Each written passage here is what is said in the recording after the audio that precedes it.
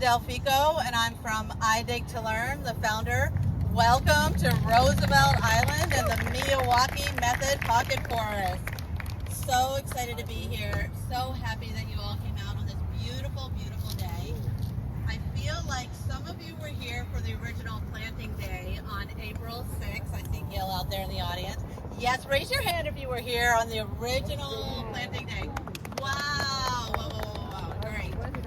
So as you know, this was a full-on joint initiative with a beautiful company called Sugi, who they're kind of the premier worldwide forest makers, and they have done this kind of Miyawaki method, Japanese method forest in over 200 places. And this was the 200th, and it was New York City, New York State first. I know, right? And just so you know, if you're not familiar, the Japanese professor Miyawaki, he was the one who was a forester in the 70s, 80s, and 90s, and he came up with this studying of the forest and looking for ways to kind of enhance and grow the forest faster. And he noticed that all of the plants, when they were very close together, for example, in 1 square meter, maybe 4 or 3 different plants, they cooperate. They share nutrients. And I've been thinking about this a lot. What we see above are trees. We see the trunk and the leaves. What we're missing, what is hidden, what is beneath us that we don't even know, are roots. And those roots are connected in something called the wood wide web. And basically this is mycelia or mycofungi, we can just call it fungi root connection. And the way I like to think of it is fungi grabbing on and holding to the tip of each root and creating, very New York, a subway system of connecting routes. And what the fungi need are sugars from the tree. So when each tree is like a leaf with a solar system and the sun is coming just like it is today, that leaf can grab that sun and the carbon out of the air and make sugars. The fungi needs the sugar. So it's an exchange. The fungi takes the sugar and the fungi can break down, the mycelia can break down all of the goodness underground. All of those nutrients, minerals, they can even break down rocks and extract minerals and send it right back up to the tree. So what we're learning today, which is really beautiful, is foresters and scientists and people who have known the forest and the land forever, they are realizing there's a full communication. So when you see the canopy of a tree, maybe 4 times bigger, the flip reverse is the underground root system. So sometimes when you see construction in New York, they will actually try to make an exclusion area. But the truth is, this tree could be talking to that tree, could be talking to that tree. So all of this is happening, the sharing and helping. They're finding out that mother trees of the same species will feed nutrients to the babies or siblings of the same species, but also help the neighborhood. And I kind of love this because since we planted on April 6th, we have made so many forest friends, and the forest and the network of these bushes, shrubs, ground cover, and trees are a neighborhood, are a community, are a network of sharing resources. So I love to think back about how we came together. Maybe it's your first time today, but we came together and planted this as a community, and we shared our resources. Big Reuse gave us the community compost from the food scraps.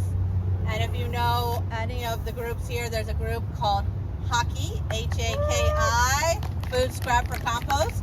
We were lucky enough to be gifted the name H-A-K-I, Haki. My husband thinks that's like the hockey game, but it's actually, yeah, I know.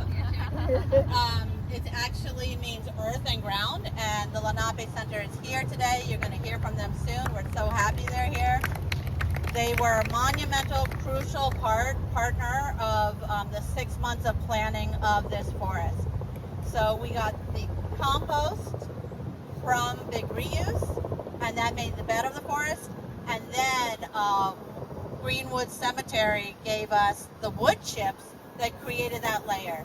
Because like anything you want to start, if you do not have a healthy foundation, if you do not have the basic nutrients you need to grow and thrive, it doesn't work.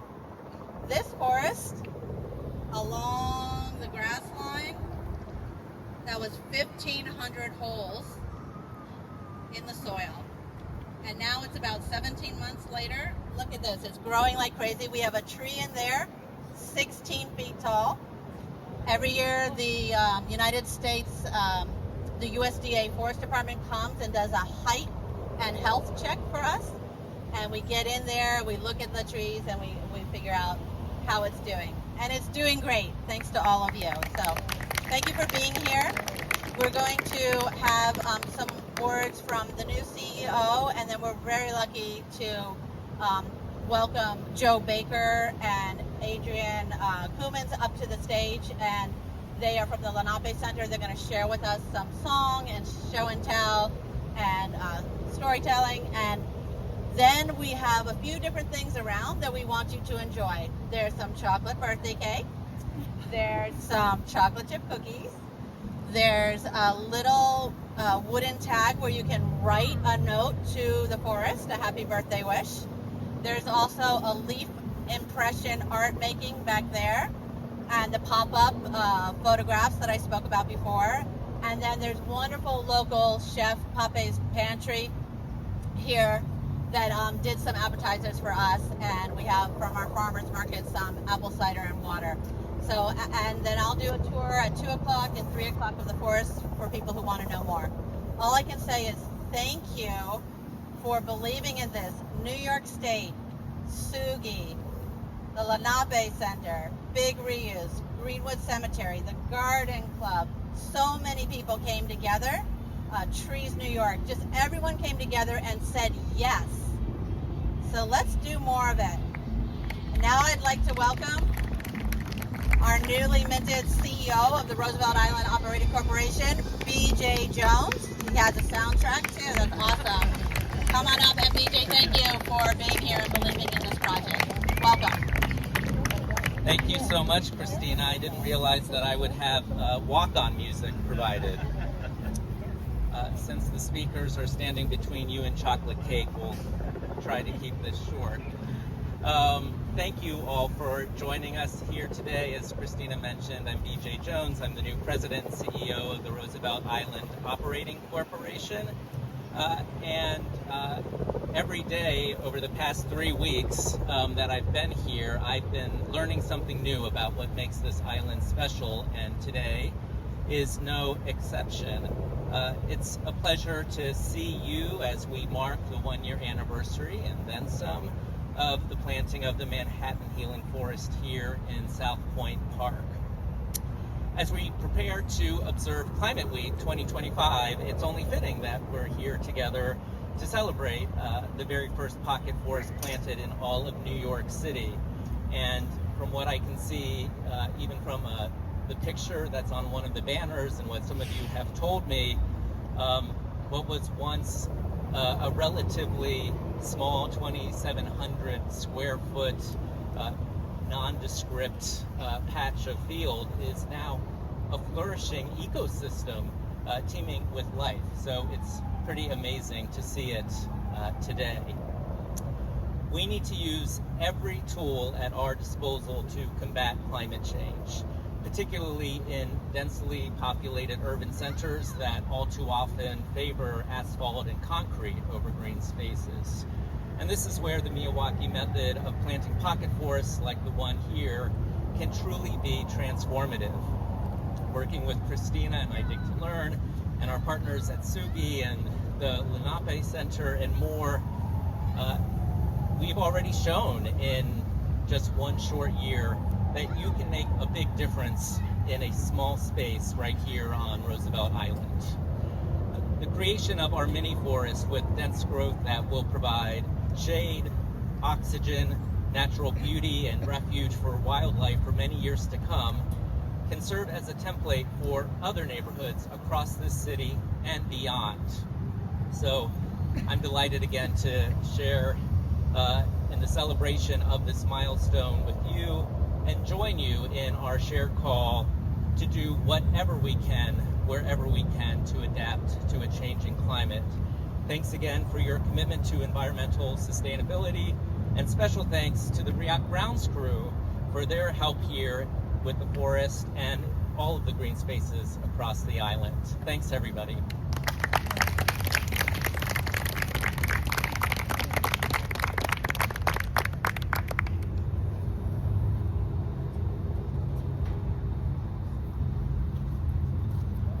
Okay guys, so it is my absolute pleasure to introduce the Executive Director and Co-Founder Joe Baker from the Lenape Center, as well as Adrian Coumans, who is also the Co-Founder and Director of the Lenape Center. You want to be close? Yeah, come on in. Let's bring them right here. Yeah. I think closer is better. We're going to try the second mic, and you'll just let us know if we can hear. So they brought these 2 chairs because I'm old. I'm going to bring the speaker a little closer, and that might help us with the sound. So think, grow force, grow thought right now.